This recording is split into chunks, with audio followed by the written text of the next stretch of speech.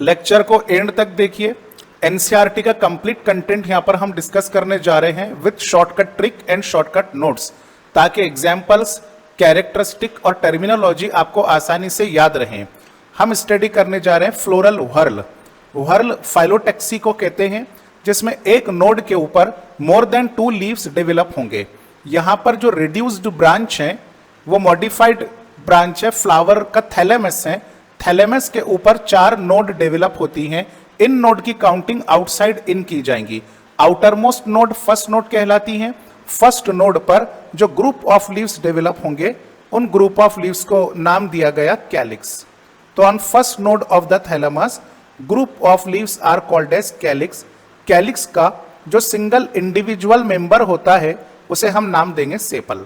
ठीक है, अब देखिए, एक सेपल दूसरा सेपल, दोनों सेपल एक दूसरे से अगर यूनाइटेड हैं तो that flower is known as gamosepalous flower. Gamo का मतलब होता है यूनाइटेड, लेकिन कई फ्लावर ऐसे भी होते हैं जिनमें सेपल की मार्जिन एक दूसरे से टच नहीं होती हैं। Sepals are free from each other. Such type of flower is known as polysepalous flower. Point number next, related to the function of calyx और फंक्शन ऑफ सेपल। देखिए, कैलिक्स यानी सेपल्स का जनरली कलर ग्रीन होता है chlorophyll pigment की वजह से। तो sepal perform the function of photosynthesis. जिस किसी के पास ग्रीन कलर रहेगा उसके पास क्लोरोफिल रहेगा, और क्लोरोफिल होता ही फोटोसिंथेसिस के लिए है। लेकिन सेपल्स का या कैलिक्स का सबसे इंपॉर्टेंट फंक्शन है प्रोटेक्शन। जब फ्लावर बड कंडीशन में होता है, कली है, ओपन नहीं हुआ, तो इनर फ्लोरल व्हर्ल यानी सेकंड नोड, थर्ड नोड और फोर्थ नोड को ओवरलैप करके कवर करके रखेगा कैलिक्स। तो one of the most important function of the calyx is protection to the inner floral whorl. Second node पर आते हैं। बाहर से सेकंड नोड के ऊपर जो ग्रुप ऑफ लीव्स आएंगे, उन लीव्स को नाम दिया जाएगा करोला। ये चारों नोड के ऊपर मॉडिफाइड लीव्स प्रेजेंट होते हैं। करोला का इंडिविजुअल मेंबर कहलाएगा पेटल। जिस तरह सेपल एक दूसरे से अगर यूनाइटेड हैं तो आपने फ्लावर का नाम दिया गैमोसेपेलस फ्लावर, ठीक उसी तरह if petals are united to each other then flower is known as gamopetalous flower. But there are so many plant in which petals are free from each other. अगर पेटल एक दूसरे से ज्वाइन नहीं है, fused या United नहीं है, बल्कि एक दूसरे से फ्री हैं, तो उस फ्लावर को हम नाम देंगे पॉलीपेटेलस फ्लावर। एंजियोस्पर्म की स्पेशलिटी है कि पेटल्स ब्राइट कलर में अपीयर होते हैं। कलर इसलिए डेवलप होता है ताकि इंसेक्ट को अपनी तरफ अट्रैक्ट कर सके। इंसेक्ट हो, बर्ड, बैट या कोई भी पॉलिनेटिंग एजेंट जो लिविंग है यानी बायोटिक है, तो इंसेक्ट आर अट्रैक्टेड या इंसेक्ट अट्रैक्शन के लिए ब्राइट कलर डेवलप हुआ। जब इंसेक्ट फ्लावर के पास आएगा तो अल्टीमेटली वो पॉलिनेशन भी कर पाएगा। तो pollination is a aim of plant. Plant का मकसद है पॉलिनेशन परफॉर्म करना, और इसी के लिए इंसेक्ट को बुलाना है, और फ्लावर ने ब्राइट कलर को डेवलप किया। कुछ मोनोकॉट के प्लांट ऐसे हैं जिनमें सेपल्स और पेटल एक दूसरे में फ्यूज्ड हो जाते हैं, एक दूसरे में मर्ज हो जाते हैं, डिस्टिंक्ट नजर नहीं आते।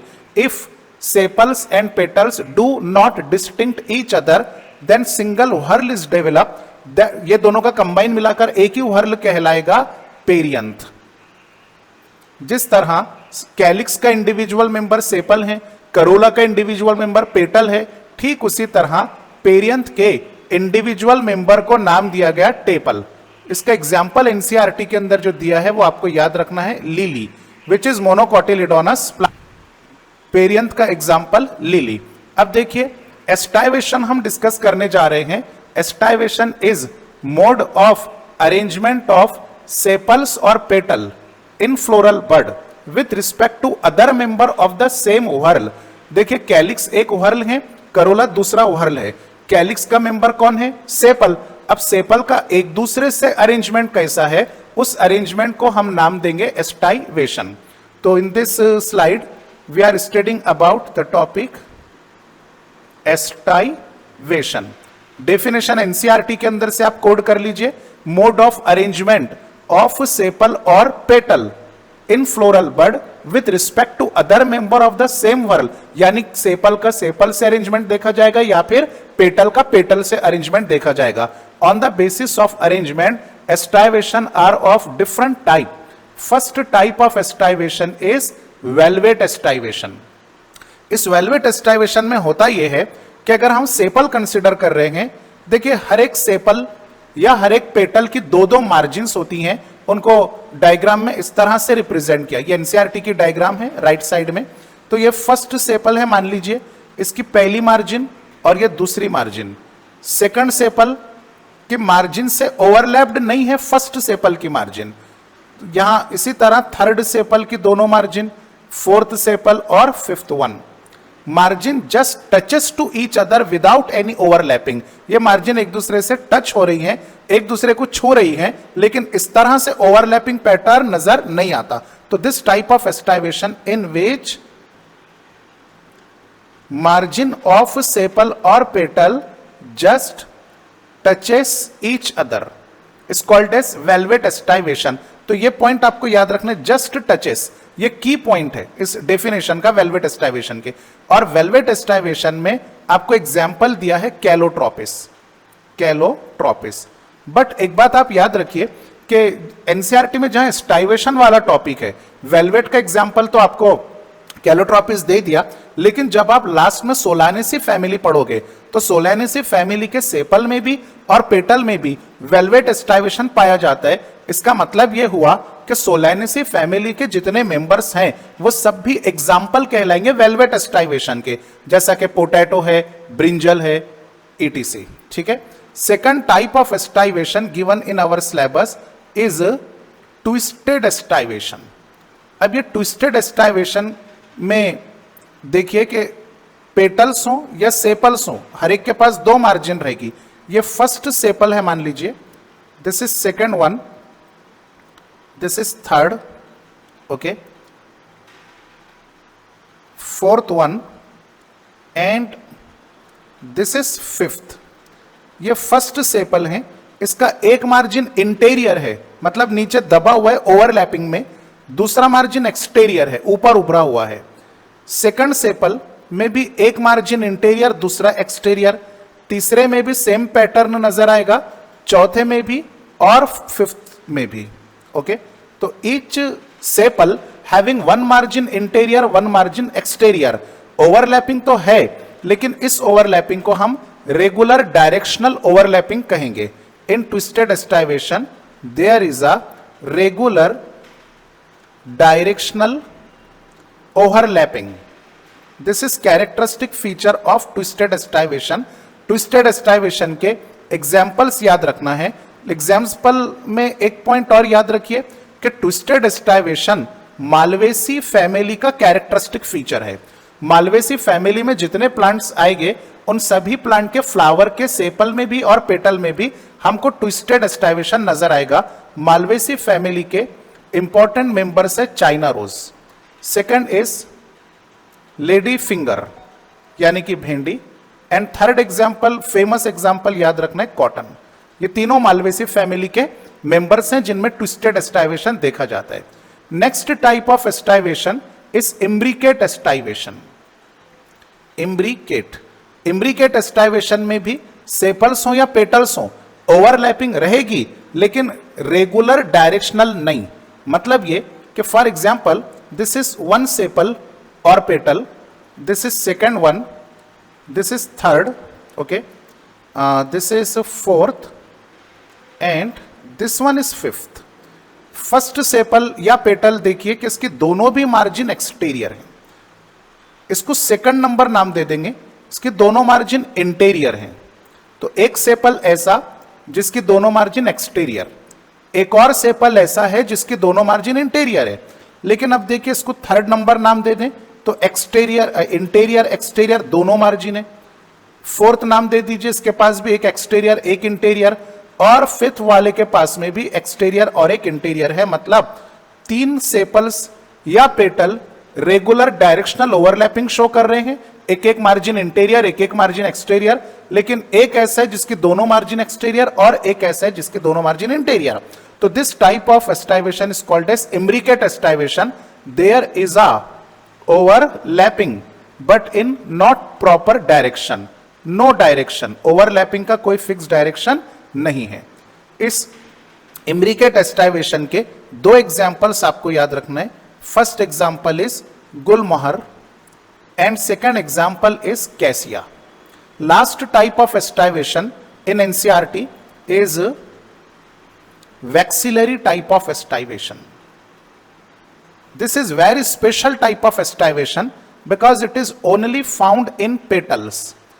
पहले तीन एस्टाइवेशन जो है वेलवेट, ट्विस्टेड, इम्ब्रिकेट, सेपल में भी पाए जाएंगे, पेटल में भी पाए जाएंगे, लेकिन वेक्सिलरी सिर्फ पेटल में ही पाया जाएगा और एक स्पेशल फैमिली के प्लांट के पेटल्स में। फैमिली का नाम है फैबेसी। ये मेन फैमिली आज है, लेकिन इससे पहले ये सब फैमिली हुआ करती थी। तो जब ये सब फैमिली थी, इसका नाम हुआ करता था पैपिलियोनॉइडी, और ये सब फैमिली हुआ करती थी लेग्यूमिनोसी का। देखिए, सब फैमिली के आखिर में सफिक्स आता है DAE और मेन फैमिली का सफिक्स होता है EAE। जब पैपिलियोनॉइडी सब फैमिली थी, उसमें नंबर ऑफ मेंबर बढ़ते जा रहे थे, टेक्सोनॉमिस्ट लोगों ने सोचा कि क्यों ना इसको मेन फैमिली का दर्जा दे दिया जाए। तो सफिक्स चेंज करना था, तो उन्होंने तय किया कि भाई पूरा नाम ही चेंज कर देते हैं। Now a day Papilionoideae become main family and the name is Fabaceae. तो फैबेसी फैमिली के पेटल्स में वेक्सिलरी एस्टाइवेशन पाया जाता है, जिसमें कुल मिलाकर 5 पेटल्स रहेंगे। ये फॉर एग्जांपल फर्स्ट पेटल है जो सबसे पीछे की तरफ होता है, मतलब पोस्टेरियर 1, पोस्टेरियर पेटल। इसकी साइज भी बाकी 4 पेटल के मुकाबले में बड़ी है, पोस्टेरियर एंड लार्जेस्ट। इस पेटल को अलग अलग नाम से बुलाया जाता है। This posterior and largest petal is also called as standard petal. इसी स्टैंडर्ड पेटल को दूसरा एक और नाम दिया गया vexillum, and it is also called as papilionaceous. Papi मतलब ear, ear of lion, papilionaceous petal. Okay, अब ये जो लार्जेस्ट पेटल हैं, ये और 2 पेटल्स को अपने अंदर ओवरलैप करेगा, इनक्लोज करेगा। ये 2 जो पेटल्स है, इनको नाम दिया गया है wings, and innermost 2 more petal which are overlapped by wings. ये 2 जो पेटल है सबसे स्मॉलेस्ट साइज के, जिनको विंग ने अपने अंदर ओवरलैप किया, they are smallest and fused with each other, they are called as keel, and keels are anterior 1। ये सामने की तरफ है मतलब एंटेरियर, और स्टैंडर्ड पीछे की तरफ है मतलब पोस्टेरियर। तो this is all about the aestivation. Fourth and third node, पहले थर्ड नोड स्टडी करते हैं। थैलेमस के बाहर से अंदर की तरफ तीसरे नंबर की जो नोड है, इस पर प्रेजेंट होते हैं male reproductive structure. Male reproductive structure are called as androecium. Androecium के सिंगल मेंबर को हम नाम देंगे स्टेमन। ओके, तो each stamen is a 1 male reproductive structure, and each stamen again consisting on 2 parts.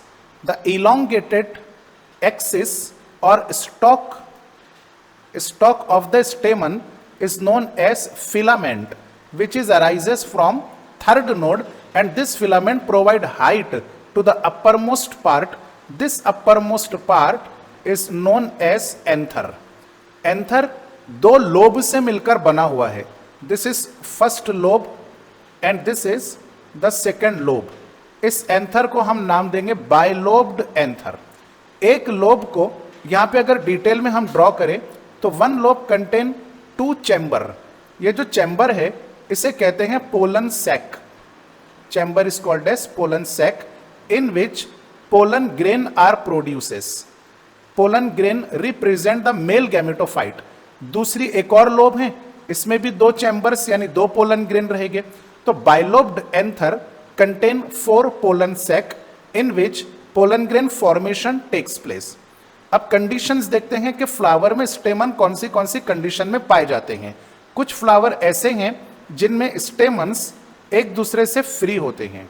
If stamens are free from each other, example ये third node है, एक स्टेमन, ये दूसरे स्टेमन, ये तीसरा, बहुत सारे भी हो सकते हैं।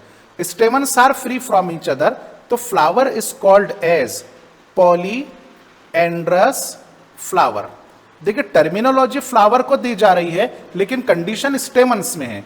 स्टेमन are free from each other, then flower is called as polyandrous flower. लेकिन कई मर्तबा ऐसा है कि फ्लावर में स्टेमन एक दूसरे से यूनाइट हो गए, स्पेशली फिलामेंट एक दूसरे से यूनाइट हुए, और इन सारे फिलामेंट से मिलकर के एक बंडल तैयार हुआ जिसमें बहुत सारे स्टेमन्स हैं। इसे कहा जाएगा मोनो एडल्फस कंडीशन, क्योंकि बंडल एक ही है, monadelphous. In mono adelphous condition stamens are unite in a single bundle. यहां पर एक ख्याल रखिएगा कि एंथर फ्यूज्ड नहीं है, only filaments are united to each other in a single group और single bundle is called as monoadelphous. Monoadelphous का एग्जाम्पल याद रखिए, China rose. Again China rose is a member of Malvaceae family which represent mono adelphous condition. अगर third node के ऊपर स्टेमन बहुत सारे हैं, कुछ स्टेमन एक बंडल में यूनाइट हुए, कुछ स्टेमन दूसरे बंडल में यूनाइट हुए, तो स्टेमन्स के दो बंडल हो गए। That flower in which stamens are united in two groups और two bundle, the flower is called as diadelphous flower. Example, again this is third node of the thalamus. कुछ stamens एक bundle तैयार किए और कुछ stamens दूसरा bundle तैयार किए। इसका एक एग्जाम्पल आपको याद रखना है, पाइजम सटाइवम यानी कि गार्डन पी। पी प्लांट में क्या होता है कि टोटल 10 स्टेमन्स रहेंगे, जिनमें से 9 स्टेमन एक बंडल तैयार करेंगे और एक स्टेमन अकेला रहेगा।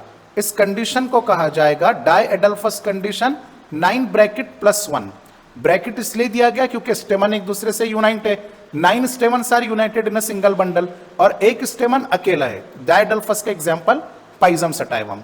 कुछ प्लांट ऐसे भी हैं जिनके फ्लावर में मल्टीपल बंडल्स तैयार होंगे, एक बंडल में 5-6 स्टेमन है, 5-6 दूसरे बंडल में, 5-6 तीसरे बंडल में। तो if flower contain multiple bundle of the stamen, then that flower is called as polyadelphous flower. देखिए पॉलीएंड्रस अलग चीज है, इसमें एक एक स्टेमन अलग अलग है, स्टेमन का बंडल नहीं बना। पॉलीएडल्फस में बंडल्स अलग अलग है, हर एक बंडल में मल्टीपल स्टेमन है। पॉलीएडल्फस का एग्जाम्पल आपको याद रखना है citrus. Citrus is the example of polyadelphous condition. अब स्टेमन जब हम पढ़ रहे हैं तो ये पॉइंट हम नहीं छोड़ सकते स्पेशल कंडीशन वाला, कि कुछ केसेस ऐसे हैं जिनमें देखिए सेकंड नोड कौन सी हमारी, पेटल, और स्टेमन थर्ड नोड के ऊपर है। पेटल सेकंड नोड का मेंबर, स्टेमन थर्ड नोड का मेंबर, स्टेमन पेटल से यूनाइट हो गया, तो there is a fusion between petal and stamen. दो अलग अलग व्हर्ल के मेंबर एक दूसरे से फ्यूज्ड हो रहे, यूनाइट हो रहे, stamen united with petal. This condition is called as epipetalous condition. और इपीपेटालस कंडीशन सोलैनेसी फैमिली के मेंबर्स में देखी जाती है। एग्जाम्पल है इसका ब्रिंजल। इपीपेटालस का एग्जाम्पल एनसीईआरटी में क्या दिया है, ब्रिंजल, लेकिन सोलैनेसी के सभी मेंबर हम एग्जाम्पल में इंक्लूड कर सकते हैं। सेकंड थिंग, अब देखिए फ्लावर में कैलिक्स और करोला यानी सेपल और पेटल ऑलरेडी एक दूसरे से यूनाइटेड है, फ्यूज्ड है, और इनके फ्यूजन को हमने पहले नाम दिया है पेरियंथ। तो ये फॉर एग्जाम्पल है हमारा perianth, already fusion between sepals and petals. अब इस पेरियंथ के साथ स्टेमन यूनाइट हो गया, stamen now united with perianth. This condition is called as epiphyllous condition. Epiphyllous condition Liliaceae family में देखी जाती है, जो कि मोनोकॉट की कैरेक्टरिस्टिक फैमिली है। और लिलिएसी फैमिली का एक एग्जाम्पल जो एनसीईआरटी में कोड किया है दैट इज लिली प्लांट। तो लिली में पेरियंथ भी पाया जाएगा और इपीफाइलस कंडीशन भी पाई जाएंगी। Epipetalous is a fusion between stamen and petal. Epiphyllus means the fusion between tepal, tepal is a member of perianth, और पेरियंथ से कौन फ्यूज हो गया, स्टेमन फ्यूज हो गया। तो these are the different condition in stamens। कुछ फ्लावर ऐसे हैं जिनमें स्टेमन की लेंथ वेरिएशन शो करती है। फॉर एग्जाम्पल ये फिर से थर्ड नोड है, ये एक स्टेमन, ये उसी फ्लावर का दूसरे स्टेमन, ये उसी फ्लावर का तीसरे स्टेमन, एंड सो ऑन। तो there is a variation in the length of stamen, variation in the length of stamen. NCERT में बिल्कुल एज इट इज दिया हुआ है, आप ये लेक्चर अटेंड कीजिए, साथ में किताब रखिए, उस पर मार्किंग कीजिए, हमेशा के लिए चैप्टर आपको याद हो जाएगा। Variation in the length of स्टेमन के दो एग्जाम्पल्स हैं। First example is Salvia, angiospermic plant का नाम है। एक होता है साल्विनिया, वो टेरिडोफाइटा का मेंबर है। तो Salvia and mustard, these are the two plant which show variation in the length of stamen in the same flower of the same plant. Now next is gynoecium. The female reproductive structure develop on the fourth node of the thalamus is gynoecium. ठीक है, female reproductive structure है। Individual member of the gynoecium is called as carpel. Carpel is also called as pistil. Each carpel or each pistil consisting on 3 parts. इनके नाम, characteristic और function अच्छे तरह से याद रखिए। कार्पेल का सबसे टॉप मोस्ट जो पॉइंट होता है, इसे कहते हैं stigma. Stigma is a receiving platform of the pollen grain. Anther से पोलन ग्रेन जब कार्पेल की तरफ आएगा तो वो पोलन ग्रेन स्टिग्मा के ऊपर डिपॉजिट होगा, स्टिग्मा के ऊपर बैठेगा। एनसीईआरटी में स्टिग्मा के लिए कहा गया कि stigma is a receiving surface for the pollen grain। PG मतलब पोलन ग्रेन। स्टिग्मा से जस्ट नीचे एक थिन, डेलिकेट और इलोंगेटेड ट्यूब लाइक स्ट्रक्चर है। This elongated tube is called as style. Style के ऊपर स्टिग्मा है और स्टाइल के नीचे ओवरी है, तो style connect stigma ovary with each other. Now basal enlarge part, NCERT के वर्ड है पूरे पूरे, basal enlarge part of the carpel is known as ovary. एक फ्लावर में अगर एक कार्पेल है तो मोनोकार्पेलरी फ्लावर, एक फ्लावर में अगर 2 कार्पेल्स हैं तो बाइकार्पेलरी फ्लावर, 3 कार्पेल रहेंगे तो ट्राइकार्पेलरी। ट्राइकार्पेलरी का एग्जांपल लिलियेसी फैमिली, बाइकार्पेलरी फ्लावर का एग्जांपल सोलैनेसी फैमिली, मोनोकार्पेलरी फ्लावर का एग्जांपल फैबेसी फैमिली जो पहले पेपिलियोनोइडी थी। और अगर फ्लावर में 3 से ज्यादा कार्पेल्स हो तो उसे पॉलीकार्पेलरी या मल्टीकार्पेलरी फ्लावर भी कह सकते हैं। अब ओवरी सबसे इंपॉर्टेंट पार्ट है, क्योंकि ओवरी के अंदर होता है चैम्बर, स्पेस, खाली स्पेस है। ओवरी के अंदर जो स्पेस है इसे कहते हैं लॉक्यूल। अब देखिए, एक ओवरी में यहां पर एक ही स्पेस नजर आ रहा है, पूरा एक, तो इस ओवरी को कहा जाएगा unilocular ovary. Uni means one, locular यानी लॉक्यूल वाला।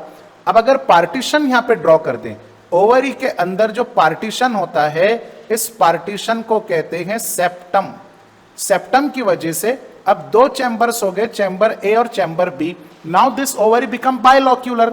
2 चैम्बर हो गए मतलब 2 लॉक्यूल हो गए, बायलॉक्यूलर। जितने चैम्बर्स बढ़ते जाएंगे उतने लॉक्यूल्स ओवरी में बढ़ते चले जाएंगे। Now next important thing is, ये ओवरी का वॉल है फॉर एग्जांपल, तो इनर सरफेस पर एक फ्लैटेंड कुशन लाइक सरफेस होता है। ये for example flattened cushion like surfaces हैं। एनसीईआरटी में जो वर्ड दिया वही वर्ड आपको याद रखने, क्योंकि वही वर्ड क्वेश्चन में और ऑप्शन में एज इट इज कॉपी किए जाते हैं। तो inside the ovary flattened cushion like structure is called as placenta. ये वर्ड डेराइव किया गया प्लेस पर से। प्लेस का मतलब होता है जगह। किसकी जगह भाई? ओव्यूल की जगह, क्योंकि ओवरी के अंदर ओव्यूल्स होते हैं। एक ओवरी में एक ओव्यूल भी हो सकता है, जैसा कि व्हीट, राइस या मैंगो। एक ओवरी में मल्टीपल ओव्यूल भी हो सकते हैं, जैसे कि पाइजम सटाइवम है, पपाया है, ऑर्किड्स हैं। ये एग्जांपल्स दिए हुए sexual reproduction in flowering plant में, लेकिन टॉपिक बिल्कुल कोरिलेटेड है, इसलिए यहां भी हमको ये सारी चीजें रिकॉल करती जानी है। तो flattened cushion like structure is a place of ovule. Place of ovule is called as placenta. Fertilisation के बाद ओवरी जो है वो फ्रूट में कन्वर्ट होना शुरू हो जाएगी आफ्टर एफ फॉर फर्टिलाइजेशन, और इसी तरह फर्टिलाइजेशन के बाद ओव्यूल चेंज होना शुरू हो जाएगा सीड में।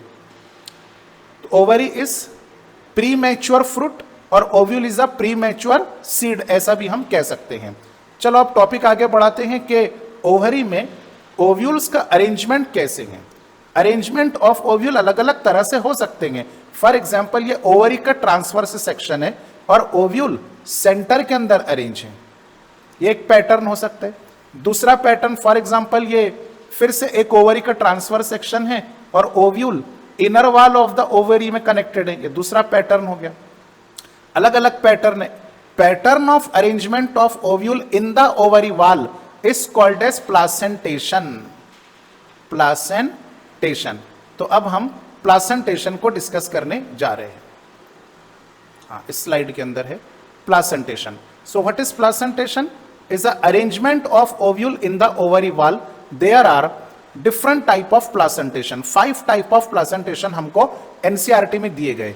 Number 1 is marginal placentation.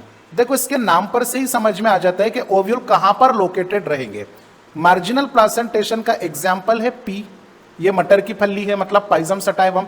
अब इसमें आप देखिए कि सामने की जो सरफेस है जहां से लेग्यूम यानी कि फली, पॉड भी कह सकते हैं, पीओडी पॉड, ये फली सामने की सरफेस से इजीली ओपन हो जाएगी। तो ये जो सामने का ज्वाइंट है इसे डॉर्सल सूचर कहेंगे, और जो पीछे का ज्वाइंट है जहां पर ओव्यूल कनेक्टेड है इसे नाम दिया जाएगा वेंट्रल सूचर।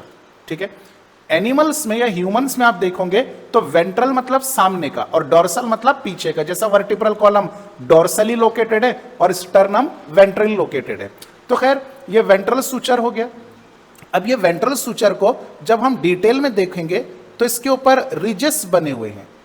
रिज यानी जैसा मिट्टी का एक टीला बन गया और बहुत लंबा टीला है मिट्टी का, तो उसे कहा जाएगा रिज। तो ventral suture form the ridges. In ridge के ऊपर ओव्यूल डेवलप होंगे 2 रोज में। ये फर्स्ट रो नीचे के छिलके पर और सेकंड रो ऊपर के छिलके पर रहेंगी। साइज तो सेम रहेंगी सभी ओव्यूल की या सभी सीड की, लेकिन ऊपर नीचे अल्टरनेट कनेक्टेड होते हैं। तो इन marginal placentation ventral suture form ridges and ovules are arranged in 2 rows. This is called as marginal placentation. Second type of placentation given in NCERT book is axial placentation. इसको exile placentation भी कह सकते हैं। फिर से देखिए नाम से पता चलता है कि ओव्यूल एक्सिस पर अरेंज रहेंगे। अब एक्सिस जो है वो इमेजिनरी एक्सिस है, ये ओवरी है, ये इसी डायग्राम में देख लेते। ये देखिए सेंटर से मान लो एक्सिस पास हुई और ये हैं छोटे छोटे ovules. Ovules are arrange on a central axis. लेकिन सबसे इंपॉर्टेंट बात यह है कि यहां पर ओवरी के अंदर लॉक्यूल्स कितने हैं, यानी एक है या एक से ज्यादा लॉक्यूल है, सिंगल एक ही चैम्बर है या एक से ज्यादा चैम्बर है। हर प्लासेंटेशन में आपको 2 कैरेक्टर्स लिखने पड़ेंगे, याद करने पड़ेंगे। नंबर 1 ओव्यूल की पोजीशन कौन सी है, नंबर 2 ओवरी के अंदर चैम्बर कौन से हैं। Ovules are arrange on central imaginary axis. ठीक है। और ओवरी में चैम्बर बहुत सारे हैं, तो ओवरी मस्ट बी मल्टीलॉक्यूलर कंपल्सरीली। ये देखिए एक चैम्बर है ओवरी में, ये दूसरा चैम्बर, ये तीसरा चैम्बर। एक्साइल प्लासेंटेशन के 2 कैरेक्टर हैं। अब तीसरी सबसे इंपॉर्टेंट चीज क्या है, एग्जाम्पल। एक्साइल प्लासेंटेशन के 2 एग्जाम्पल्स याद रखिए। एक एग्जाम्पल लेमन और दूसरा एग्जाम्पल टोमेटो। ठीक है। और कोई एग्जाम्पल्स अगर हैं तो आप एनसीईआरटी में से उसको कोड करके याद कर लीजिए, लेकिन याद एनसीईआरटी में से करना बहुत जरूरी है अपने को। Third type of placentation is parietal placentation. देखिए वर्ड डेराइव किया गया पेरीफेरी पे से। तो आप इस डायग्राम के अंदर देखते हैं कि ओव्यूल्स पेरीफेरी पर अरेंज है, मतलब सरकमफरेंस पर, बाउंड्री के ऊपर अरेंज है। Ovules are arranged either on peripheral part of the ovary or ovule may be arranged on the inner wall of the ovary. Scattered भी हो सकते हैं ओव्यूल इसमें, लेकिन एनसीईआरटी में जो कैरेक्टरिस्टिक दिया वही हमको याद रखना है। सेकंड, ओवरी कितने चैम्बर्ड हैं, ओवरी में लॉक्यूल कितने। तो आप देख सकते हैं कि एक ही कॉमन चैम्बर है, तो ओवरी मस्ट बी यूनिलॉक्यूलर। लेकिन होता यह है कि अभी ओवरी यूनिलॉक्यूलर है, लेकिन कुछ देर के बाद में या मैच्योरिटी के समय होता यह है कि सेंटर से फाल्स सेप्टम डेवलप होगा। देखिए सेंटर है और यहां से सेप्टम डेवलप हुआ। सेप्टम यानी पार्टीशन, फिर ये एक पार्टीशन, फिर ये एक पार्टीशन। ये पार्टीशन बाउंड्री तक नहीं पहुंचे, इसलिए इन पार्टीशन को नाम दिया जाएगा फाल्स सेप्टम। कौन से सेप्टम भाई? फाल्स, यहां पे लिख देते हैं फाल्स सेप्टम। तो फाल्स सेप्टम की वजह से यूनिलॉक्यूलर ओवरी बायलॉक्यूलर, ट्राइलॉक्यूलर, मल्टीलॉक्यूलर हो सकती हैं। एनसीईआरटी में क्योंकि बायलॉक्यूलर दिया तो ठीक है बायलॉक्यूलर। तो यूनिलॉक्यूलर ओवरी में appear bilocular due to formation of false septum. Parietal placentation के एग्जांपल्स जो आपको एनसीईआरटी में दिए याद रखने हैं। First example is Argemone mexicana, तो सिर्फ जीनस का नाम याद रखे तो भी चलेगा, argemone. And second example is mustard. देखिए मस्टर्ड बहुत बार रिपीट हो रहा है, तो आपको ये याद रखना पड़ेगा कि मस्टर्ड में कौन से क्राइटेरिया हैं या कौन से कैरेक्टरिस्टिक फीचर हैं। टैप रूट से लेकर के लास्ट तक ब्रासिकेसी फैमिली तक मस्टर्ड के पूरे कैरेक्टर एक जगह जमा कर लीजिए। चाइना रोज हेडिंग डालिए, चाइना रोज में क्या क्या चीजें कौन से टॉपिक में वो एग्जांपल लिया गया, वो सारे टॉपिक चाइना रोज में जमा कर लीजिए। इसी तरह लेमन है, टोमेटो है, ब्रिंजल है, जो एग्जांपल बार बार रिपीट हो रहे हैं वो कौन से टॉपिक में लिए गए, वो सारे टॉपिक एक जगह आपको मर्ज कर लेना है। चलिए next type of placentation is known as free central placentation. अब देखो फ्री सेंट्रल प्लासेंटेशन और एक्सियल प्लासेंटेशन दोनों में एक चीज कॉमन है कि एक्सेल प्लासेंटेशन में भी ओव्यूल सेंट्रल ओवरी पे कनेक्टेड है और फ्री सेंट्रल में भी सेंट्रल एक्सिस पर कनेक्टेड है। लेकिन डिफरेंस क्या है ये आपको क्लियरली नजर आता है। तो पहले अपन लिख लेंगे ओव्यूल्स कहां पर है, ओव्यूल की position. Ovules are connected on central imaginary axis. Okay, now second point is differentiated point. दूसरा पॉइंट फर्क वाजह करेगा फ्री सेंट्रल और एक्सियल प्लासेंटेशन में। एक्सियल प्लासेंटेशन में ओवरी मल्टीलॉक्यूलर है, करेक्ट, और फ्री सेंट्रल प्लासेंटेशन में ओवरी के पास एक ही चैम्बर है, ovary is unilocular. Okay, an example of the free central placentation is primrose and dianthus. Primrose and dianthus are the examples of free central placentation. Now last type of placentation is basal placentation. Most advanced type of placentation है ये evolutionary. तो basal placentation में देखिए ovule की position कहां पर है। तो ओव्यूल ये व्हाइट वाला है जो कि ओवरी के नीचे मतलब बेस में कनेक्टेड है। तो ovule is connected at the base of ovary, और ओवरी में चैम्बर एक ही है, ये ग्रीन कलर वाला चैम्बर है। तो ovary must be unilocular, ovary is unilocular. This is the characteristic of basal placentation and the examples of basal placentation is, first example तो आपको दिया है sunflower and second example is marigold. Sunflower and marigold are the example of basal placentation. तो यहां पर placentation वाला topic हमारा complete हुआ और अब हम स्टार्ट कर रहे हैं द फ्रूट। तो देखिए angiosperms are characterize by the presence of flower and second characteristic feature of the angiosperm is fruit. Algae, bryophyta, pteridophyta, gymnosperm हो या जिम्नोस्पर्म तक जितने ग्रुप ऑफ प्लांट हैं इनमें फ्रूट फ्लावर डेवलप नहीं किया गया।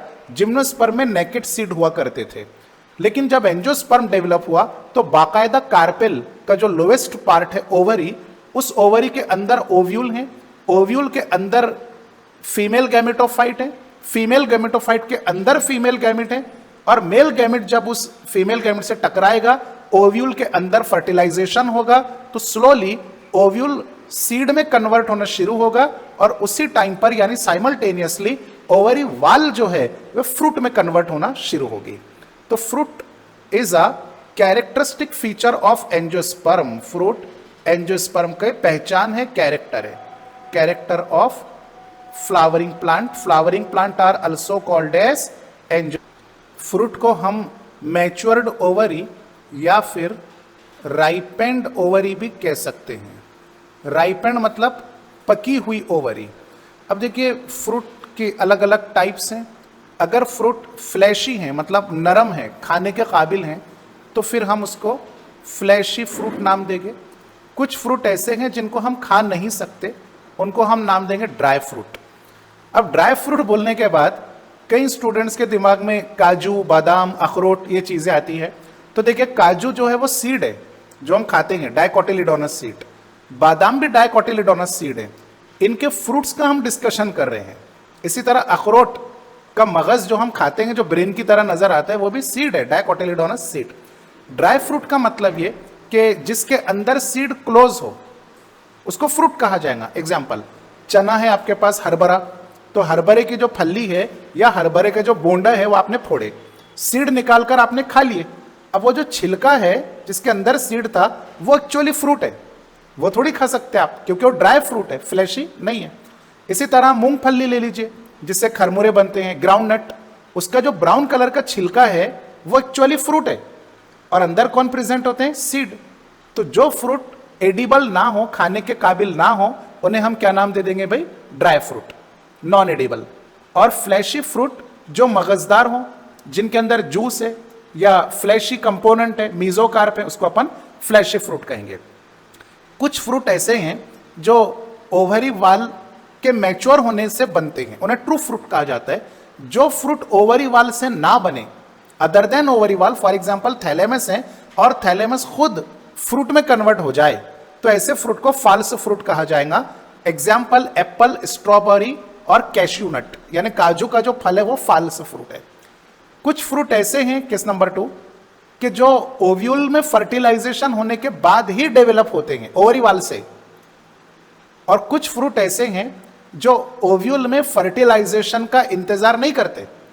बिना फर्टिलाइजेशन के, विदाउट फर्टिलाइजेशन के ओव्यूल में फर्टिलाइजेशन ना हुआ और ओवरीवाल फ्रूट में कन्वर्ट होना शुरू हो गई, फ्रूट बन गया, तो ऐसे फ्रूट को कहते हैं पार्थिनोकार्पिक फ्रूट, जो बिना फर्टिलाइजेशन के बनता है। और इस फ्रूट में सीड नहीं होते हैं बल्कि कच्चे ओव्यूल होते हैं, इमैच्योर ओव्यूल होते हैं।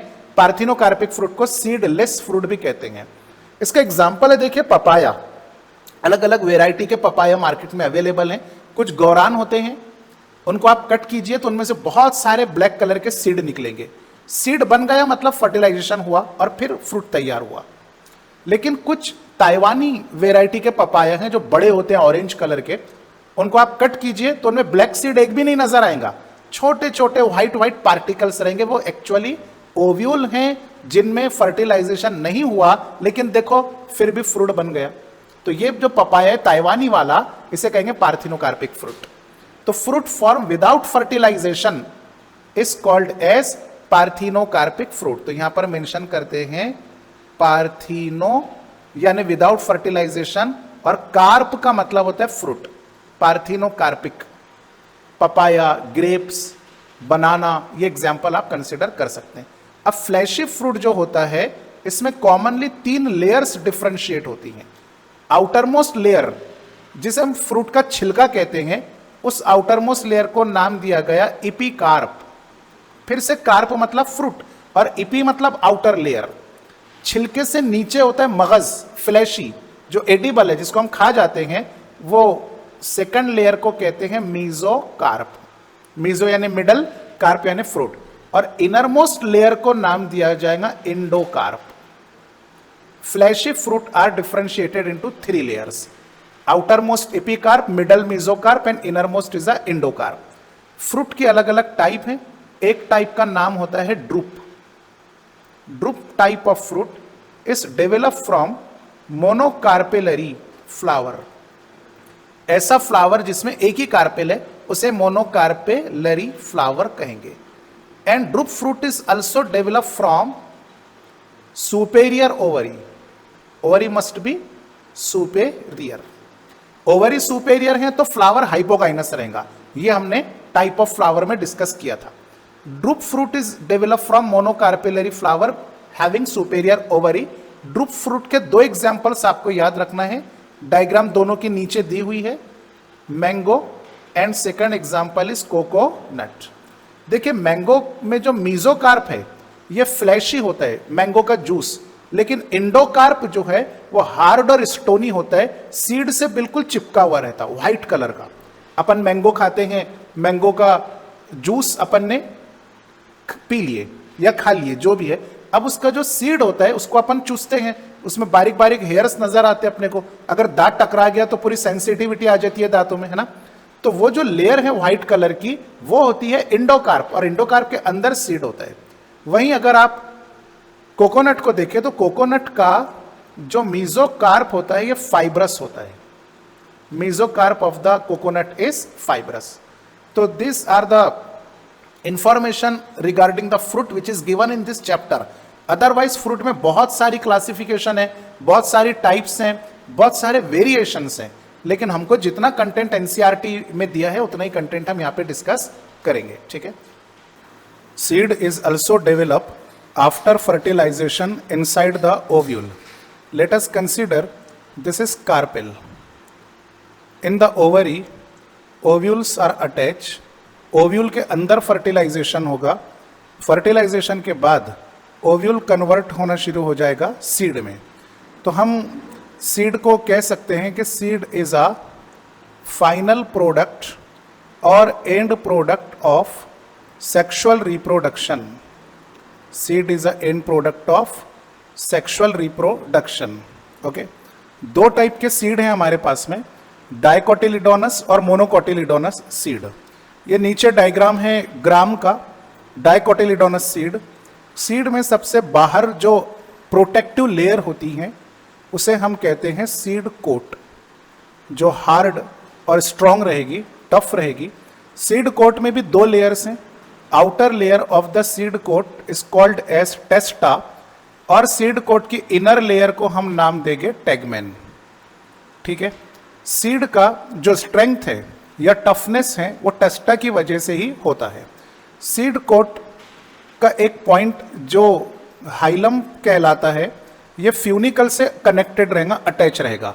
एग्जाम्पल, अगर हमारे पास में पाइजम सटाइवम मटर की फल्ली है, उसको हम ओपन करके सीड को जब निकालते हैं तो उस सीड को, जस्ट अ सेकेंड, हाँ, तो उस सीड के ऊपर एक स्केयर होता है, एक निशान होता है, वो यहाँ पर दिया है डायग्राम में, नीचे देखें तो this point is called as hilum. और हाइलम के जस्ट प्रोक्सिमल नज़दीक एक पॉइंट होता है माइक्रोपाइल। माइक्रोपाइल के आप केसेस याद रखिए। ओव्यूल में जब माइक्रोपाइल रहेगा तो पोलन ट्यूब को ट्रांसपोर्ट करने को फैसिलिटेट करेगा, लेकिन माइक्रोपाइल अगर सीड का है तो इस माइक्रोपाइल से वाटर और ऑक्सीजन ट्रांसपोर्ट होंगे, ठीक है। ये पॉइंट क्या कहलाएगा? माइक्रोपाइल। इसके पीछे है हाइलम। सीड कोट के अंदर जितना भी स्ट्रक्चर है, इस स्ट्रक्चर को हम नाम देंगे कोटिलिडॉन। कोटिलिडॉन ऑफ डाइकोटिलिडोनस सीड ने एंडोस्पर्म को अपने अंदर कंज्यूम कर लिया पूरी तरह, इसीलिए मैच्योर सीड में हमको एंडोस्पर्म नजर नहीं आएगा। Most of the dicotyledonous seed non endospermic होते हैं, नॉन एंडोस्पर्मिक, लेकिन कुछ एक्सेप्शनल केसेस हैं। एग्जाम्पल, कैस्टर का जो सीड है इसमें एंडोस्पर्म बाकी बच जाता है, कोटिलिडॉन पूरे एंडोस्पर्म को कंज्यूम नहीं कर पाएगा, तो castor seed is the example of endospermic seed. अब देखिए सीड के अंदर का यहां पे हम ड्रॉ कर रहे हैं स्ट्रक्चर। एम्ब्रियोनल एक्सिस होती है सेंटर में, और इस एम्ब्रियोनल एक्सिस के दोनों लेटरल साइड पर कनेक्टेड होते हैं थिक एंड फ्लैशी कोटिलिडॉन, क्योंकि इन्होंने फूड को रिजर्व कर लिया है। कोटिलिडॉन के ऊपर ये जो पोर्शन है एम्ब्रियोनल एक्सिस का, इसे नाम दिया जाएगा epicotyl. Epi means above, cotyl means cotyledon. Epicotyl is a portion of embryonal axis above the cotyledon. Epicotyl का जो एंड पॉइंट होता है ये वाला, इसे नाम दिया जाएगा पिल्यूम्यूल। पिल्यूम्यूल, जिसमें शूट अपाइकल मेरिस्टेमेटिक सेल रहेंगे, और ये पिल्यूम्यूल एपिकोटिल को पकड़कर इलोंगेट करता है। दोनों कोटिलिडॉन भी साथ में ऊपर जाके लीफ बन जाते हैं, और छोटे से प्लांट का फॉर्मेशन होगा, जिसे सीड जर्मिनेशन भी कहा जा सकता है। कोटिलिडॉन से नीचे ये जो पोर्शन है एम्ब्रियोनल एक्सिस का, इसको नाम दिया जाएगा hypocotyl. Hypo means below and again cotyl means cotyledon. Cotyledon से नीचे वाला पार्ट एम्ब्रियोनल एक्सिस का हाइपोकोटिल कहलाएगा। हाइपोकोटिल का जो एंड पॉइंट है, इस एंड पॉइंट को कहते हैं रेडिकल, जो फ्यूचर रूट कैप बनाता है। रेडिकल हाइपोकोटिल को नीचे एलोंगेट करेगा तो प्राइमरी रूट का फॉर्मेशन होता है। तो this is the structure of dicotyledonous seed. जब हम मोनोकॉट सीड का स्ट्रक्चर डिस्कस करते हैं तो इसमें देखिए कि सीड कोट जो होती है, ये सबसे इंपॉर्टेंट पॉइंट है। सीड कोट थिन और मेम्ब्रेनस रहेगी, एकदम पतली कागज की तरह, और सीड कोट फ्यूज हो जाती हैं ओवरी वॉल से। Seed coat get fuse with ovary wall, दोनों मिलकर के थिन एंड मेम्ब्रेनस यहां पर रहेंगे। मोनोकोटिलिडोनस सीड का एग्जाम्पल है मेज ग्रेन। ये जो डायग्राम आपको एनसीईआरटी में दी है, ये मकई का दाना है, मतलब मेज ग्रेन। अब इस मेज ग्रेन के सीड में एक पार्टीशन है, देखिए ये लेयर आपको नजर आ रही है, ये प्रोटीनेशियस लेयर है, इसका नाम है एल्यूरोन लेयर। तो एल्यूरोन लेयर ने सराउंड करके रखा है, घेर कर रखा है बड़े चैम्बर को, लार्ज चैम्बर को, जिसमें अबंडेंट रिजर्व फूड प्रेजेंट है, and this is called as endosperm. ये यहां पर भी लेबलिंग दी हुई है, दिस पोर्शन इज एंडोस्पर्म। ये इतना बल्कि यानी ज्यादा एंडोस्पर्म है कि कोटिलिडॉन इस एंडोस्पर्म को पूरी तरह कंज्यूम नहीं कर पाया, इसीलिए सीड मैच्योर होने के बाद भी आपको मैच्योर सीड में एंडोस्पर्म नजर आता है। Most of the monocotyledonous seed are therefore endospermic seed, लेकिन इनमें भी कुछ एक्सेप्शनल केस हैं। फॉर एग्जाम्पल मोनोकॉट का एक ग्रुप है ऑर्किड करके, तो ऑर्किड के जो सीड हैं वो डाइकॉट सीड की तरह नॉन एंडोस्पर्मिक होते हैं। अब हम बात करते हैं कोटिलिडॉन की। ये जो नीचे का पोर्शन है सीड का, इसके अंदर प्रेजेंट है कोटिलिडॉन। एम्ब्रियो कहे तो ज्यादा बेहतर रहेगा। एम्ब्रियोनल एक्सिस है, एम्ब्रियोनल एक्सिस और सिंगल कोटिलिडॉन। ये जो सिंगल कोटिलिडॉन है, सिंगल थिन एंड मेम्ब्रेनस, पतला कोटिलिडॉन है क्योंकि इसने फूड रिजर्व नहीं किया। दिस सिंगल कॉट यानी कि कोटिलिडॉन looks like a shield shape structure, and this shield shape cotyledon is also known as scutellum। ये पॉइंट आपको याद रखना है कि मोनोकॉट के सीड का जो सिंगल कोटिलिडॉन होता है, थिन और मेम्ब्रेनस, वो शील्ड की तरह नजर आता है, उसको हमने नाम दिया स्क्यूटिलम। अब एम्ब्रियोनल एक्सिस के यहां पर भी दो पार्ट हैं, एपिकॉटिल और हाइपोकॉटिल। कोटिलिडॉन से ऊपर का एम्ब्रियोनल एक्सिस कहलाएगा एपिकॉटिल, और इस एपिकॉटिल के ऊपर मेम्ब्रेनस कवरिंग होती है। जैसे हम बुक के ऊपर कवर लगाते हैं तो उस तरह की कवरिंग एपिकॉटिल के ऊपर प्रेजेंट है, like this, and this covering of epicotyl is called as coleoptile. ये कवरिंग सिर्फ मोनोकॉट के एम्ब्रियोनल एक्सिस पर नजर आती है। Second part of the embryonal axis is hypocotyl. Hypocotyl is also covered by a membranous covering. Membranous covering of hypocotyl is known as coleorrhiza. तो coleoptile और coleorrhiza are the characteristic feature of only monocot seed. ठीक है। Semi technical description. Semi technical description included the different technical term used to describe the angiospermic family. So let us start about the semi technical term which is last part of this chapter। फिर इसके बाद हम कुछ families discuss करेंगे। Semi technical term में देखिए, अब तक हमने जितना कंटेंट इस चैप्टर में पढ़ा है, जैसा कि कैलिक्स, करोला, एंड्रोशियम, गाइनोशियम है, फ्लावर की सिमेट्री है, फ्लावर का सेक्सुअलिटी है, इन सबको एक पर्टिकुलर सिंबल दिया जाएगा हर टर्मिनोलॉजी को, और उसी सिंबल को हम यूज करेंगे फ्लोरल फार्मूला बनाते समय। ये फ्लोरल फार्मूला हर एक फैमिली का एक पर्टिकुलर फार्मूला होता है। सबसे पहले हम देखते हैं सिमेट्री। अगर फ्लावर दो इक्वल पार्ट में डिवाइड होता है तो हम उसे सिमेट्रिकल फ्लावर कहते हैं। अब सिमेट्री में दो टाइप आती हैं, एक है एक्टिनोमॉर्फिक फ्लावर और दूसरा zygomorphic flower. Actinomorphic flower, the flower which can be divided into two equal half through any radial plane passing through the center। ये डेफिनेशन एनसीईआरटी में दी है, और एक्टिनोमॉर्फिक फ्लावर को नाम दिया गया है radial symmetrical flower. Floral formula बनाते समय हम इसका सिंबल इस तरह से देंगे कि ये फ्लावर की आउटलाइन है, ये एक प्लेन जिससे फ्लावर दो इक्वल पार्ट में डिवाइड हुआ, और ये दूसरा प्लेन, इससे भी फ्लावर दो इक्वल पार्ट में डिवाइड हुआ, मतलब multiple plane can divide flower into 2 equal halves. इसी तरह सिमेट्री में सेकंड टाइप ऑफ फ्लावर होता है zygomorphic flower. Zygomorphic flower is also called as bilateral symmetry. इसकी डेफिनेशन एनसीईआरटी में है कि भाई flower can be divided into 2 equal half through a single vertical plane passing through the centre. Diagrammatically हम इसको floral फार्मूले में इस तरह शो करेंगे कि फ्लावर का ये एक हेल्व और ये दूसरा हेल्व, दो इक्वल पार्ट हैं फ्लावर के जो इस सिंगल प्लेन से डिवाइड किए जा चुके हैं। तो परसेंटेज के जैसे सिंबल नजर आता है, इसे ज़ाइगोमॉर्फिक का सिंबल कहेंगे, और सर्कल के अंदर प्लस का निशान ये एक्टिनोमॉर्फिक रहेगा। Second semi technical description is related to the sexuality of the flower. Most of the angiospermic flower bisexual होते हैं। हर्माफ्रोडाइट भी कहा जाता है बाइसेक्सुअल फ्लावर को। फ्लावर अगर बाइसेक्सुअल है यानी इसके अंदर मेल और फीमेल दोनों प्रेजेंट हैं, तो बाइसेक्सुअल फ्लावर का सिंबल रहेगा फीमेल अलोंग विथ मेल। लेकिन फ्लावर अगर यूनिसेक्सुअल है, एक ही सेक्सुअल ऑर्गन है फ्लावर में, इसमें फिर दो केसेस आते हैं।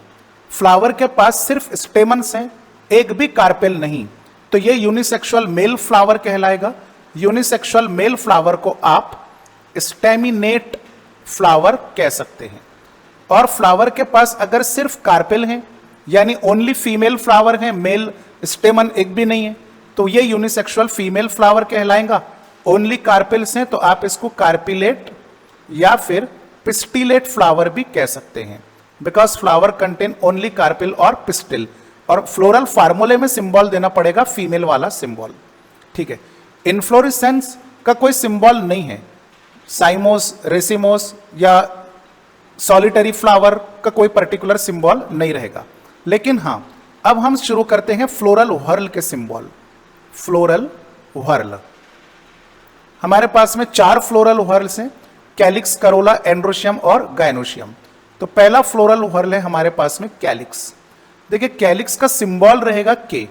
हालांकि कैलिक्स सी से शुरू होता है, करोला भी सी से शुरू होता है, तो दोनों के अगर फर्स्ट अल्फाबेट, कैलिक्स का सिंबल के।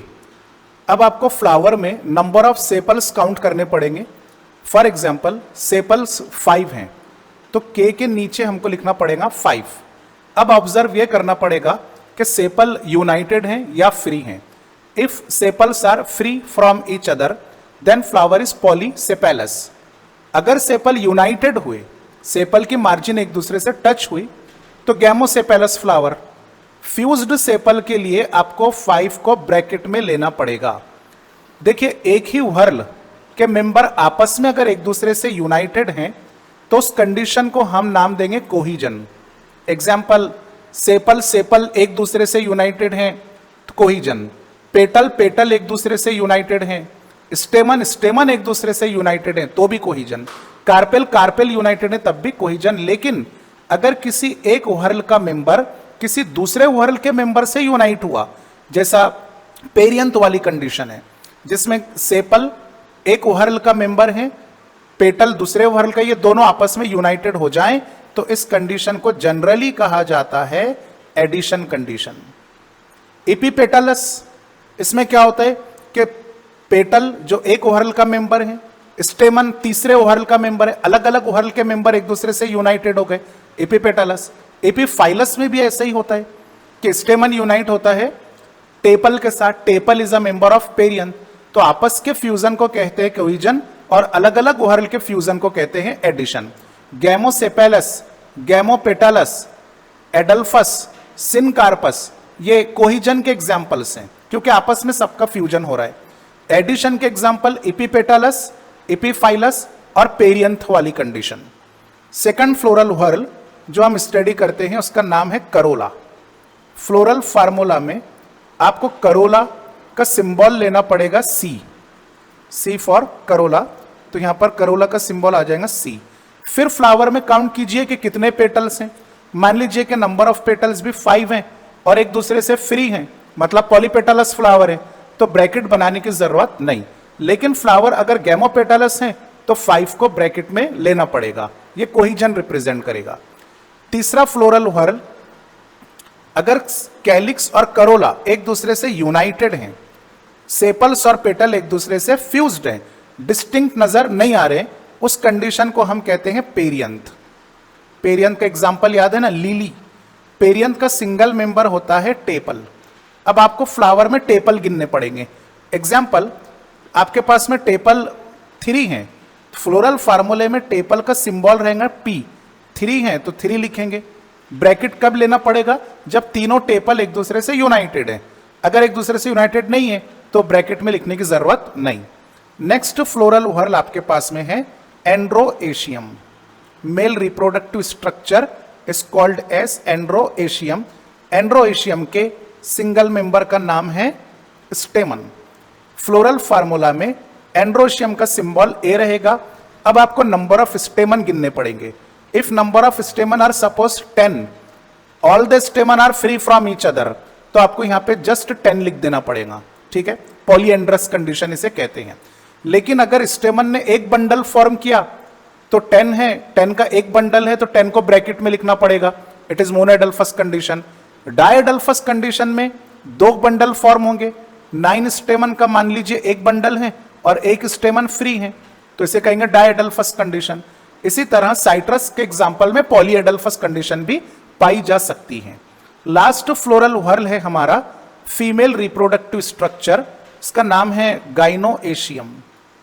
गाइनोएशियम का सिंगल इंडिविजुअल मेंबर होता है कार्पेल और पिस्टिल, लेकिन फ्लोरल फार्मूला में गाइनोशियम का सिंबल लेंगे G।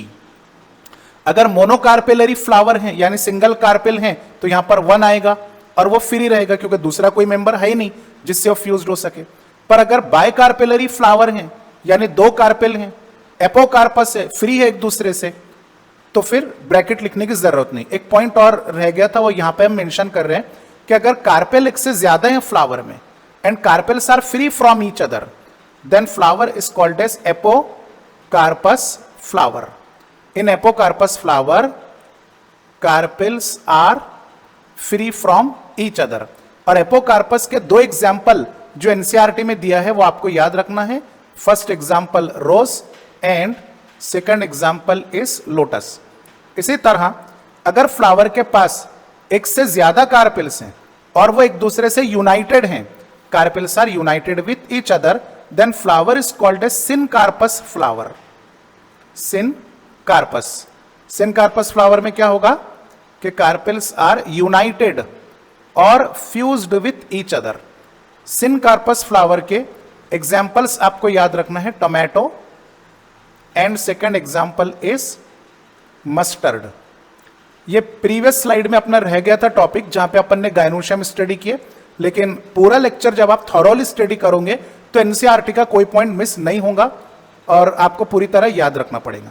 चलिए वापस इधर आते हैं सेमी टेक्निकल डिस्क्रिप्शन की तरफ। तो फ्लोरल फार्मूले में लास्ट व्हर्ल है गाइनोशियम, सिंबल है G। अब अगर 2 कार्पेल्स हैं और दोनों यूनाइटेड हैं तो आप उस फ्लावर को कहेंगे बाय कार्पेलरी सिनकार्पस और दोनों कार्पेल को ब्रैकेट में लिखना पड़ेगा। फिर पोजीशन ऑफ ओवरी देखेंगे, अगर ओवरी सुपेरियर हैं यानी फ्लावर हाइपोगाइनस तो G से नीचे आपको लाइन देनी पड़ेगी।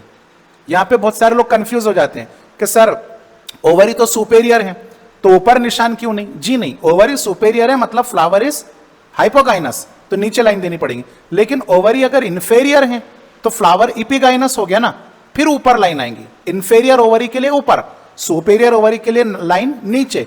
और अगर फ्लावर आपका पेरीगाइनस है, प्लम, रोज, पीच की तरह, यानी ओवरी हाफ इंफेरियर है तो आप जस्ट इस G के बीच में लाइन खींचेंगे। इसका मतलब होता है हाफ इंफेरियर ओवरी। तो these are the semi technical term used to describe the family of angiospermic plant. एक और बात, जब हम फ्लोरल डायग्राम ड्रॉ करेंगे तो डायग्राम है फॉर एग्जांपल, और डायग्राम के ऊपर या नीचे पॉइंट आता है, डार्क पॉइंट, इसे कहते हैं mother axis. Dark point is called as mother axis. Okay, now we are studying some important family of the angiosperm. The first angiospermic family given in our syllabus is Solanaceae. Dicotyledonous family है, तो इसमें dicot के सभी characters पाए जाएंगे। Family study करते समय हमको ये ध्यान में रखना है कि सबसे पहले हम वेजिटेटिव कैरेक्टर डिस्कस करेंगे और फिर फ्लोरल कैरेक्टर। फ्लोरल कैरेक्टर की बेसिस पर फ्लोरल फार्मूला बनाया जाएगा और फार्मूले की बेसिस पर floral diagram. Economically important member भी हमको डिस्कस करना पड़ेगा। तो सबसे पहले हम जनरल कैरेक्टर देखते हैं कि फैमिली दुनिया में कहाँ कहाँ पाई जाती है, यानी कि डिस्ट्रीब्यूशन। सोलैनेसी एक बहुत बड़ी फैमिली है, वेजिटेटिव फैमिली है, यानी ज्यादातर वेजिटेबल पाए जाते हैं इससे। तो दुनिया भर में हर जगह इसके मेंबर पाए जाते हैं, जिसे हम कहेंगे वर्ल्ड वाइड डिस्ट्रीब्यूशन, हर कहीं पर। नेक्स्ट थिंग, अब हम डिस्कस करने जा रहे हैं vegetative characters. Vegetative character 3 types के हैं। सबसे पहला वेजिटेटिव कैरेक्टर है हमारा रूट। जैसा कि हम जानते हैं कि डाइकोटिलिडोनस फैमिली है, तो all the member of Solanaceae contain tap root system, which is a characteristic feature of dicot. Second vegetative character है हमारा स्टेम।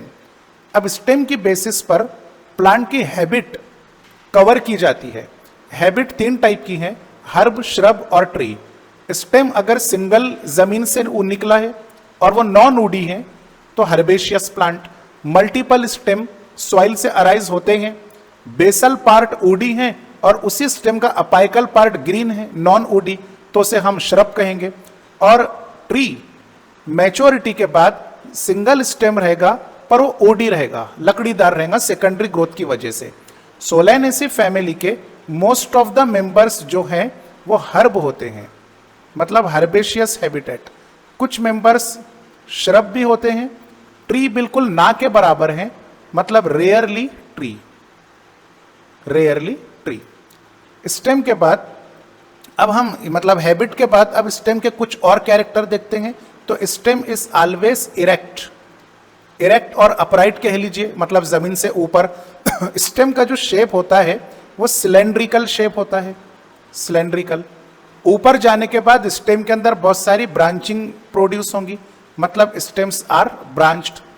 कुछ प्लांट ऐसे हैं इस फैमिली के जिनकी स्टेम अंदर से भरी हुई रहेंगी, मतलब सॉलिड, लेकिन कुछ प्लांट की स्टेम अंदर से हॉलो भी हो सकती हैं। सोलैनेसी फैमिली के कुछ प्लांट ऐसे हैं जिनकी स्टेम के ऊपर बहुत सारे ट्राइकोम्स पाए जाते हैं, मतलब हेयर्स पाए जाते हैं, तो स्टेम में भी हेयरी। और कुछ प्लांट ऐसे हैं जिनकी स्टेम स्मूथ होती है, स्मूथ के लिए वर्ड यूज किया गया ग्लैब्रस, तो स्टेम में भी हेयरी और ग्लैब्रस। स्टेम के कैरेक्टरिस्टिक की बेसिस पर इसका सबसे फेमस मेंबर है, इस फैमिली का सबसे फेमस मेंबर है potato. Potato underground modified stem है, तो उसका कंसेप्ट समझ लीजिए आप कि ये सॉइल सरफेस है। पोटैटो प्लांट का मेन स्टेम जो है वो एरियल रहेगा, इरेक्ट, अपराइट, लेकिन कुछ ब्रांचेस ऐसी हैं जिसका टिप जमीन के नीचे जाएगा, ब्रांच्ड होगा और न्यूट्रिएंट एब्जॉर्ब करने की वजह से ये पोटैटो ट्यूबर फॉर्म करेगा। तो potato is representing the underground modified stem, underground modified stem. Okay, Solanaceae family is also called as potato family, क्योंकि पोटैटो इसका रिप्रेजेंटेटिव मेंबर है। स्टेम कंप्लीट होने के बाद अब तीसरा वेजिटेटिव ऑर्गन आएगा, लीफ। इस चैप्टर में हमने लीफ के बारे में जो जो पैरामीटर्स पढ़े हैं, जैसा type of leaf, phyllotaxy, venation, special character मतलब स्टिप्यूल, या फिर लीफ बेस, ये सब हमको यहाँ पे मेंशन करना पड़ेगा। सोलैनेसी फैमिली में सैकड़ों मेंबर्स हैं, हंड्रेड्स ऑफ मेंबर है। आपको सभी प्लांट ऑब्जर्व करके जनरल कैरेक्टर निकालने पड़ेंगे और वो कैरेक्टर यहाँ पे मेंशन करना पड़ेगा। अगर कोई एक्सेप्शनल कैरेक्टर है तो वो फैमिली का जनरल कैरेक्टर नहीं कहलाएगा। लीफ में सबसे पहले आता है पैरामीटर टाइप। सोलैनेसी फैमिली के सभी मेंबर का leaf most of the member में या तो सिंपल लीफ रहेगा, कुछ मेंबर ऐसे हैं जिनमें कंपाउंड लीफ भी हो सकता है। अब कंपाउंड लीफ में 2 केसेस हैं, पिन्नेटली कंपाउंड और पाल्मेटली कंपाउंड। सोलैनेसी फैमिली के जिन मेंबर में कंपाउंड लीफ है वो एक्चुअली होता है pinnately compound leaf, pinnately compound leaf. ये एक कैरेक्टर हो गया। दूसरा कैरेक्टर फाइलोटेक्सी। तो एक बात याद रखिए कि मोस्ट ऑफ द फैमिली में अल्टरनेट फाइलोटेक्सी पाई जाती है, सिंगल नोड से सिंगल लीफ ही डेवलप होगा। तो सोलैनेसी फैमिली के लीफ में फाइलोटैक्सी रहेगी अल्टरनेट। ठीक है, अब बात आती है वेनेशन की, तो क्योंकि डाइकोटिलिडोनस फैमिली है इसलिए of course reticulate venation leaf lamina में पाया जाएगा। और लीफ बेस के पास स्टिप्यूल नहीं होते हैं, तो लीव्स आर एक्सस्टिप्यूलेटेड लीफ। स्टिप्यूल क्या होते हैं, अल्टरनेट फाइलोटैक्सी किसे कहते हैं, रेटिक्यूलेट वेनेशन, ये सब हम डिटेल में ऑलरेडी डिस्क्राइब कर चुके हैं। रूट, स्टेम और लीफ कंप्लीट होने के बाद अब हम डिस्क्राइब करने जा रहे हैं फ्लोरल कैरेक्टर्स जो फ्लावर से रिलेटेड है। फ्लोरल कैरेक्टर, फ्लोरल कैरेक्टर में सबसे पहले हम जिक्र करेंगे इन्फ्लोरिसेंस का, कि भाई इन्फ्लोरिसेंस कौन सा है। कुछ प्लांट ऐसे हैं सोलेनेसी के जिनमें सिंगल फ्लावर ही डेवलप होता है, तो if flower is single then it is called as solitary. अब ये सॉलिटरी एक्सिलरी पोजीशन पे भी हो सकता है, मतलब ब्रांच के साइड में, और सॉलिटरी टर्मिनल भी हो सकता है, मतलब ब्रांचेस के एंड पर। कुछ मेंबर सोलेनेसी के ऐसे हैं जिनमें साइमोज इन्फ्लोरेसेंस पाया जाता है, तो उसको शॉर्टकट में एनसीईआरटी में साइम लिखा गया। सॉलिटरी, एक्सिलरी, साइम, साइम अलग केस है, सॉलिटरी अलग केस है। इन्फ्लोरेसेंस के बाद हम पैरामीटर डिस्कस करेंगे सेक्सुअलिटी। सोलेनेसी फैमिली में हर मेंबर के पास हर्माफ्रोडाइट फ्लावर होता है। हर्माफ्रोडाइट फ्लावर यानी कि बाइसेक्सुअल फ्लावर। ठीक है, अब इसके बाद नेक्स्ट पैरामीटर आएगा हमारा सिमेट्री ऑफ द फ्लावर, तो यहीं पे लिख देते हैं सिमेट्री, एक्टिनोमॉर्फिक या फिर जाइगोमॉर्फिक। तो याद रखिए कि सोलेनेसी फैमिली के हर एक प्लांट के पास एक्टिनोमॉर्फिक फ्लावर होता है। एक्टिनोमॉर्फिक यानी कि रेडियल सिमेट्री, सर्कल में प्लस का निशान, ये फार्मूले में हम सिंबल डिस्कस करेंगे। अब इंडिविजुअल फ्लोरल व्हर्ल की बारी आती है। सबसे पहला हमारा फ्लोरल व्हर्ल होता है कैलिक्स। ठीक है, तो कैलिक्स में नंबर ऑफ सेपल्स काउंट करेंगे आप, तो सोलेनेसी फैमिली के हर एक मेंबर में 5-5 सेपल्स पाए जाते हैं, और ये पांचों सेपल आपस में यूनाइटेड होते हैं, मतलब फ्यूज्ड होते हैं। यहां पर आप गैमोसेपलस भी लिख सकते हैं। सेपल का एस्टाइवेशन देखना पड़ेगा, वेलवेट है या ट्विस्टेड है या इम्ब्रिकेट है या फिर वैक्सिलरी। सोलेनेसी के सभी प्लांट के सेपल में वेलवेट एस्टाइवेशन पाया जाता है। ये देखिए एक शॉर्टकट ट्रिक है कि अगर सेपल्स आपस में फ्यूज्ड है या पेटल्स आपस में यूनाइटेड है, फ्यूज्ड, गैमोसेपेलस हो या गैमोपेटलस फ्लावर हो, एस्टाइवेशन उसमें वेलवेट ही पाया जाएगा। सिर्फ कुछ सिलेक्टेड मेंबर ऐसे हैं सोलेनेसी फैमिली के जिनमें इम्ब्रिकेट एस्टाइवेशन देखा गया है, तो ये एक एक्सेप्शनल केस हो सकता है, लेकिन मोस्ट ऑफ द केस में एस्टाइवेशन कौन सा रहेगा, वेलवेट। सेपल का एक बहुत स्पेशल कैरेक्टर है सोलेनेसी फैमिली में कि सेपल जो होते हैं वो परसिस्टेंट होते हैं। परसिस्टेंट यानी कि हमेशा कायम रहने वाले। बात दरअसल में ये है कि फ्लावर में जब सेक्सुअल रिप्रोडक्शन कंप्लीट हो जाता है, फर्टिलाइजेशन कंप्लीट हो जाता है, तो कैलिक्स, करोला, एंड्रोशियम डिटैच हो जाते हैं, फॉल डाउन हो जाते हैं, नीचे गिर जाते हैं। रिमेन रहती है सिर्फ ओवरी या कार्पेल। वो ओवरी जो फ्रूट में धीरे धीरे कन्वर्ट होगी और उसके अंदर जो ओव्यूल्स हैं वो सीड में कन्वर्ट होंगे। लेकिन सोलेनेसी फैमिली में फर्टिलाइजेशन के बाद भी, सेक्सुअल रिप्रोडक्शन कंप्लीट होने के बावजूद भी कैलिक्स फॉल डाउन नहीं होती। फ्रूट बन जाने के बाद भी कैलिक्स कायम रहेंगी। आपने ब्रिंजल देखे होंगे, बैगन, उसके ऊपर जो ताज होता है वो कैलिक्स हैं, परसिस्टेंट कैलिक्स। टोमेटो के ऊपर भी ये परसिस्टेंट कैलिक्स देखी जाती हैं। तो ये मेंबर्स हैं सोलेनेसी फैमिली के, तो calyx are persistent. Second floral whorl हम स्टडी करेंगे करोला। ठीक है, करोला का इंडिविजुअल मेंबर कहलाता है पेटल। आप सोलेनेसी के सभी प्लांट में फ्लावर के अंदर पेटल्स काउंट करोगे तो number of petals are 5। All the petals are united each other, यानी कि फ्यूज्ड, गैमोपेटलस फ्लावर। और एस्टाइवेशन यहां पर भी कौन सा रहेगा, वेलवेट। और कुछ सिलेक्टेड केस के अंदर इम्ब्रिकेट एस्टाइवेशन। पेटल का शेप फनेल शेप हो सकता है या और इसमें अलग अलग शेप आ सकते हैं। ठीक है, करोला के बाद तीसरा हमारा फ्लोरल व्हर्ल है male reproductive structure, that is androecium. Androecium का सिंगल मेंबर है स्टेमन। अब आपको नंबर ऑफ स्टेमन गिनना पड़ेगा हर फ्लावर में, 5-5 स्टेमन है। स्टेमन एक दूसरे से आपस में फ्री हैं, लेकिन स्टेमन यूनाइटेड है पेटल से। यहां पर हो रही addition condition, and this special addition condition is called as epipetalous condition. Which is characteristic feature of Solanaceae family. और बाइलोब्ड एंथर है, एक लोब में दो थीका है तो इसको डाइथिकस और बाइलोब्ड एंथर दोनों भी नाम यहां पे दे सकते हैं। Next and last floral whorl is female reproductive organ that is gynoecium. ठीक है, इंडिविजुअल मेंबर इज कार्पेल और पिस्टिल। तो आपको फ्लावर में कार्पेल्स गिनने पड़ेंगे, हर फ्लावर में दो दो कार्पेल रहेंगे, मतलब bicarpellary flower and both carpels are united with each other.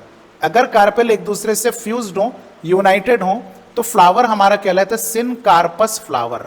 Flower क्या कहलाता है? Syncarpous flower. अब इसमें ओवरी की पोजीशन देखो सुपेरियर रहेगी, यानी फ्लावर हो गया हाइपोगाइनस, ओवर इज सुपेरियर। फिर जी से नीचे आपको लाइन देनी पड़ेगी फार्मूले में।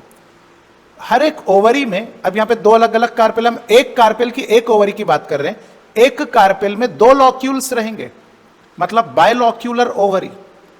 ठीक है, और अब बात आती है प्लासेंटेशन की, तो यहां पर प्लासेंटेशन रहेगा एक्सियल, एक्साइल प्लासेंटेशन भी कह सकते हैं।